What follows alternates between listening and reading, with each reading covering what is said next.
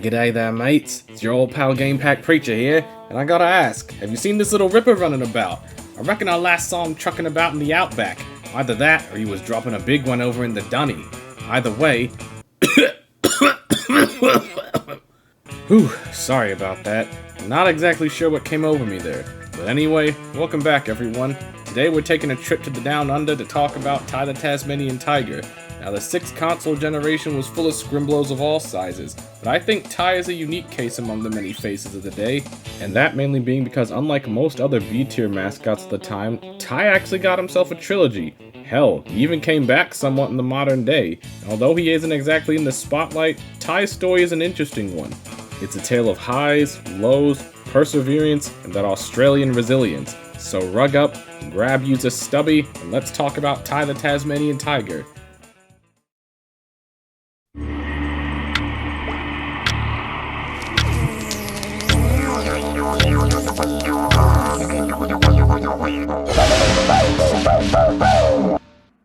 So Ty here is the baby of the good people over at Krome Studios, who are actually based in Australia. Keep this in mind for later.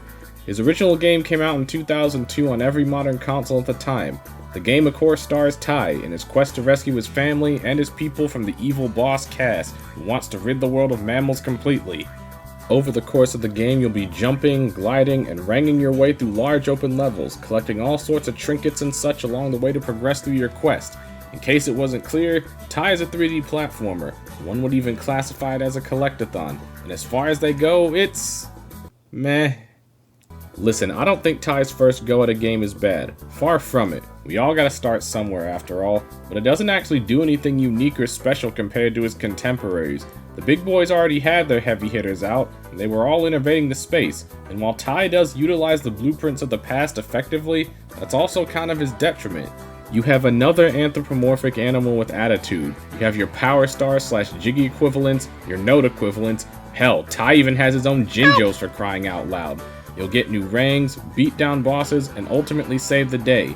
It's about as standard as you can get. That isn't necessarily a bad thing. You could certainly be doing worse, that's for sure. But there are a couple things that does set Ty apart from his mascot peers. That first thing being his iconic boomerangs. You didn't really see a lot of platforming mascots who were actually well armed, and honestly, tossing these things around is a lot of fun. The other thing that sets him apart from his contemporaries is his colorful cast of side characters.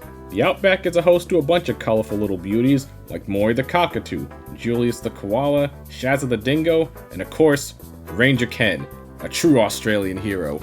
Ty even has his own shadow in the form of another Tasmanian tiger, Sly, no relation. But ultimately, with the help of his friends and even one of his enemies, Ty defeats Cass, saves his parents, and restores peace to the Outback. For a brand new game, the Little Ripper did alright, going to warrant a sequel even. So we move on to Ty 2, another beautiful day in the Outback. Cut to the Koala police force currently in a mass laser gun conflict against Cass's lizard army before Ty and friends show up to bust heads before jumping in their mech suits, destroying the Cold Bloods and their own giant robots, yet ultimately stopping Cass from getting busted out of jail. You know, another beautiful day in the Outback. So yeah, Bush Rescue kinda kicks it up a notch in a couple of areas, probably most noticeably the plot. With Cass broken free, the anthropomorphic Aussies decide to form a task force to deal with any future cold-blooded crooks. Hence, Bush Rescue. But unfortunately, because apparently you can just do this, Boss Cass establishes his own nation of Cassopolis, therefore giving himself diplomatic immunity. If you can't really notice, Ty 2 also just kinda turned the silliness of it all up a notch as well. But don't take that as a bad thing. The game itself doesn't even take itself too seriously. I'm not afraid to crack a joke every now and then, and I'd say they're at least worth a chuckle more often than not. You mean it's an immunity community? That stinker! But the most noteworthy change with Ty 2 is with the gameplay loop. Ty 2 trades the standard collectathon fare for a more linear mission-based structure, which, thinking about it, reminds me kind of another prominent mascot in the scene. But unlike this other mascot, it's still mostly lighthearted. For now.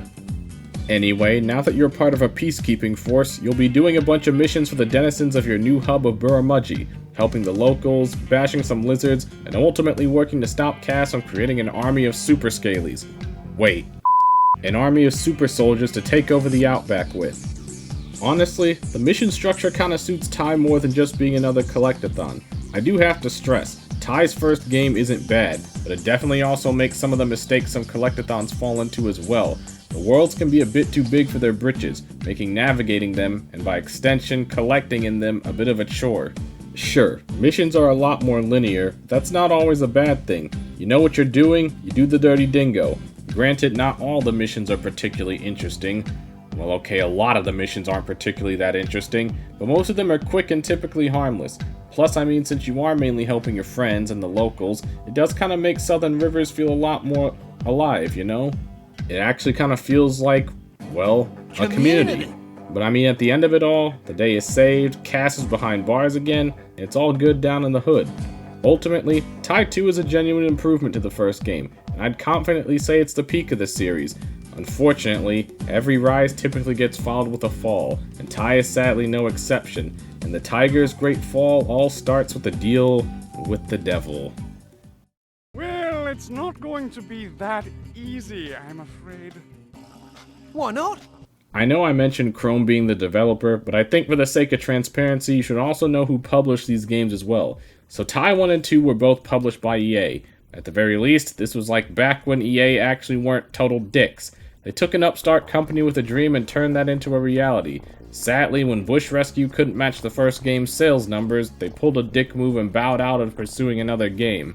So to make Ty 3 a reality, Krome ended up signing with Activision. Pre-Blizzard, but still kinda dicks. And I mean, well, let's not beat around the bush rescue here. Ty 3 sucks. It sucks hard. And I get it. The game had a lot stacked against it. Ty 3 was a rush job. A lot of platforming games at the time were, but most of those games still managed to put out quality. Krome was also pulling double duty trying to crunch out a game for a different platforming mascot at the time as well. A little purple dragon we're all familiar with needed a reboot according to Activision, and luckily for them, Aussie labor comes cheap. Unluckily for Krome, Aussie labor comes cheap, and they needed the work. But even knowing that the deck was stacked against it, Ty 3 is just not fun to play. If anything, Ty 3 feels like several steps backwards from Bush Rescue. We should probably go over the plot first, I guess. So Ty 3 starts with the Bunyip Elder. Yeah, remember him? Recruiting Ty and Shazza to help defeat an evil entity known as the Quinkin. So we do that, but on our way back to the Down Under, time shenanigans happen and Ty gets flung 6 months into the future. The Quinkin have messed things up, and Ty needs to get Bush Rescue back together to stop them. So we do that, fight some Quinkin, team up with Cass of all people, discover they are trying to awaken their leader and or god, cleverly named the Quin King. I think Shazza also gets kidnapped or something midway through. Anyway, we fight the Quin King, who looks a little too much like a certain purple dragon. Cass betrays us, gasp, and this lizard lady, her name's Fluffy by the way, jumps in front of the rocket he shot at us, and dies. And then we build a statue in her honor and the game just ends. Right. So the gameplay. That sucks too. Ty 3 follows the same structure as Ty 2, being mission-based, except the missions are even more boring and somehow more samey, without all the world-building aspects to help mitigate that. You literally just keep going to the same 4 or 5 locations for the whole game and that's it. And of course these locations are littered with Quinkin and just... ooh. So Ty 3 came out in 2005, right? So that means 2 things needed to happen. 1, we need to replace the focus of our platformer from platforming to combat. And 2, we need to make this shit... yeah. So we definitely have the edge covered. And as far as the combat, well, let me just say this. You cannot kill Quinkin by throwing your boomerangs. You have to get up close and whack them with your boomerangs. Ty, mate, my little beauty, you of all people should know that the primary function of a boomerang is to throw it. You know what a boomerang that you pretend is a sword is called? A stick. And if I wanted to swing a blunt object at shadow creatures, I'd boot up Kingdom Hearts. I do not know why so many platformers tried to make Baby's first action game, but I think Ty 3 may be the worst offender in that regard. And speaking of your boomerangs, you don't even get any unique ones in this game. Instead, you get boomerang chassis that you can insert these power stones into to give your rangs bonus effects. It sounds cool on paper, but in practice it's damn near useless.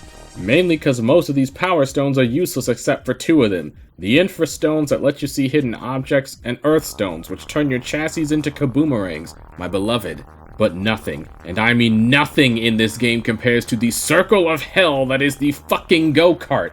I get it. Not everyone can be a Mario Kart or a CTR, but whoever designed these fucking go-kart missions, I don't know, man. I hope a kangaroo flicked you when you're down under or something, because, like, it's bad enough that this is one of the worst karts I've ever had the misfortune of steering, but when you fail at these missions, not if, you have to pay money to retry them, like, ugh! So yeah, all in all, Tie 3 is a mess. Apparently even Krome thinks so too. But not a lot of mascots get their own trilogy regardless of quality, so you would think that'd be the end of it, right? But funny enough, this tiger's tale isn't quite over just yet. Somehow Bush rescue in return. So, Tie 3 was a bit of a flop, so you'd think that would be the end of it, right? Well, it kinda was for a good while. Hell, the studio actually closed down in 2010, and that typically does spell the end. But the people down under are made of tougher stuff, and the higher-ups at Krome actually managed to reopen their doors and get a new game out. So now we have Ty the Tasmanian Tiger. I know, confusing, but I guess it's more appropriate to call it how it's known now. Tie 4, Bush Rescue Returns. So strap yourselves in, folks, this one's kind of a lot. So Tie 4 was originally just called Ty the Tasmanian Tiger like we said before. The game originally dropped in 2013 as a Windows 8 exclusive. Hold your disgust. The game ditches a dimension and is actually a 2D side-scroller, but still sort of has the mission-based structure of the last two games. Fast forward even later down the line to 2015 and the game is renamed to Tie 4 and released on Steam. Fast forward again to September of last year and the game was remastered and released on the Switch eShop, which included new cutscenes and actual voice acting. Don't worry, these changes were added to the Steam version as well. Despite looking like a Flash game spin-off, this game does canonically take place after Tie 3, and it's basically Ty and friends trying to stop Boss Cass from once again wiping out all the mammals. Yeah, that was a lot. But like I mentioned, Tie 4 is basically a cutback version of his last two games, but even with the lack of a third dimension, this game is still better than Tie 3. I seriously have to stress that. I will admit, the game does kind of drag on longer than it should, but I think it does the best with what it could have been. It ain't no Rayman Origins or anything like that, but the tiger still ends up finding a way, and if anything, Tie 4 is kind of a testament to just how dedicated the developers are to their creation, and just how resilient they ended up being. Success stories for platforming mascots are honestly rarer than you'd think. Every mascot that does come along dreams of having even a fraction of the success that the plumber gets on the regular, and for every mascot that does make a name for themselves, there's at least 5 that didn't. Ty may not have the star power that others have, but Ty has another claim that very few mascots can claim for themselves, and that Ty is still around. And that staying power is kind of a parallel to the people who created him. Krome started out as a small studio, and game development wasn't really a big thing in Australia, but you had a small studio who had an idea and a dream to make a game that was, and I quote, aggressively Australian. And with determination and EA willing to take a chance on them, I'd say they succeeded with flying colors. From the dialogue to the setting to the overall vibe, Ty oozes Aussie energy in spades, and it's something you don't get from a lot, or even any other mascots I'd say. And Ty was an astounding success, at least I'm sure that the studio felt that way, but with success comes expectations, and when those expectations aren't met, publishers pull out, and without that money, you kinda end up taking whatever you can get just to keep the lights on.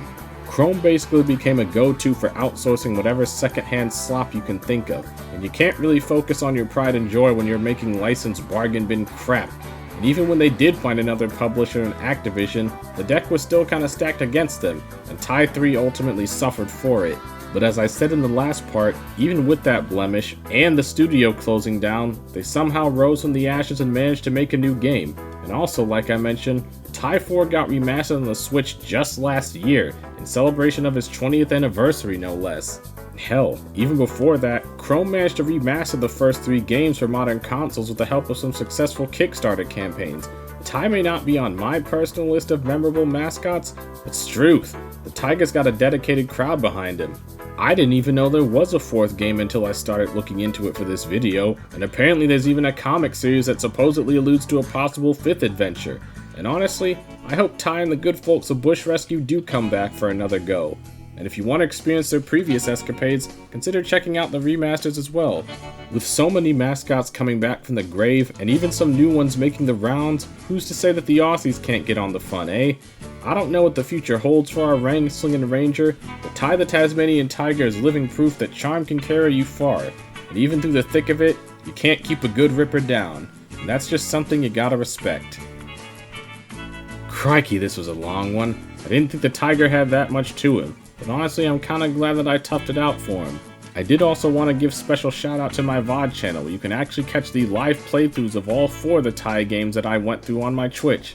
Anyways, thank you for watching, like, comment, sub, all that good stuff, and more to come as always, and I'll see you when I come back from out the bushes.